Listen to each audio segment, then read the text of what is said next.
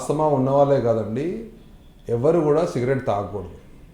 Cigarette తాగడం వల్ల only ఊపిరితిత్తులకు సంబంధించిన వ్యాధులే కాకుండా మనకు బాడీలో ఏ ఆర్గాన్ కూడా ఎనీ ఆర్గాన్ ఈ సిగరెట్ స్మోకింగ్ వల్ల అఫెక్ట్ కావచ్చు. ఎందుకంటే సిగరెట్స్ ముఖ్యంగా మన అంటే సిఓపిడి, బ్రాంకైటిస్, ఆస్తమా ఎక్ససర్బేషన్సే కాకుండా మన బేసిక్ వాస్కులర్ సిస్టమ్ అంటే మన రక్త ప్రసరణ కూడా బాగా దెబ్బతీస్తుంది. అందువల్ల రక్త ప్రసరణ దెబ్బతినడం వల్ల వేరియస్ డిసీజ్ వచ్చే అవకాశం ఉంటుంది. అంటే కాళ్ళలో రక్త ప్రసరణ దెబ్బతిన్నప్పుడు క్లాడికేషన్ అంటాము. క్లాడికేషన్ లేదంటే పెరిఫెరల్ వాస్కులైటిస్ జబ్బులు, తర్వాత అలాగే హార్ట్ అటాక్స్, అట్లనే స్ట్రోక్స్, ఇవన్నీ కూడా వచ్చే అవకాశం ఉంటుంది.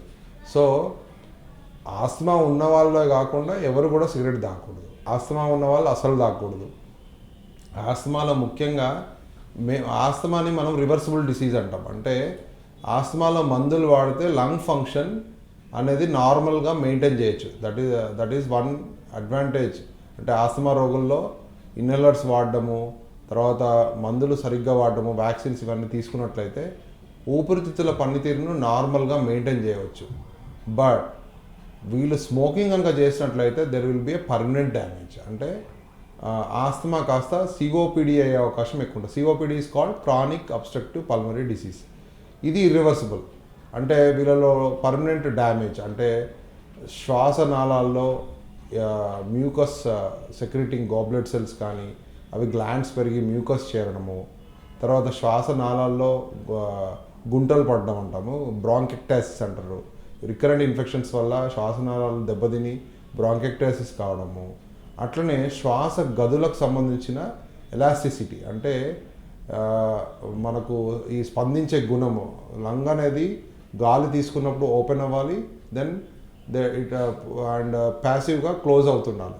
సో ఆ ఎక్స్పాండ్ అయ్యే గుణం కోల్పోవడం ద్వారా విపరీతమైనటువంటి ఆయాసం వచ్చే అవకాశం ఉంటుంది. సో ఆస్తమా ఉన్న వాళ్ళలో స్మోకింగ్ కనుక చేసినట్టయితే ఆస్తమా ఎక్ససర్బేషన్స్ ఎక్కువ అవుతాయి.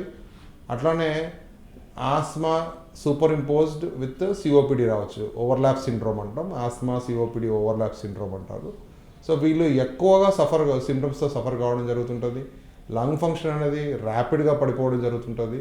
సో వీళ్ళు ఆక్సిజన్ డిపెండెంట్, అంటే ఒక 20 ఏళ్ల పాటు కనుక స్మోకింగ్ చేసినట్టయితే దే బికమ్ లంగ్ ఫంక్షన్ దెబ్బతినడం ద్వారా వీళ్ళు కదలలేని పరిస్థితి, కొంచెం దూరం నడిచిన ఆయాసం రావడం, ఈవెన్ బాత్రూమ్కి వెళ్ళలేని పరిస్థితి, తర్వాత ఆక్సిజన్ డిపెండెంట్ కావడం, అంటే ఆక్సిజన్ బయట నుంచి పెట్టుకోవాల్సిన పరిస్థితి, ఇలాంటివన్నీ జరగవచ్చు.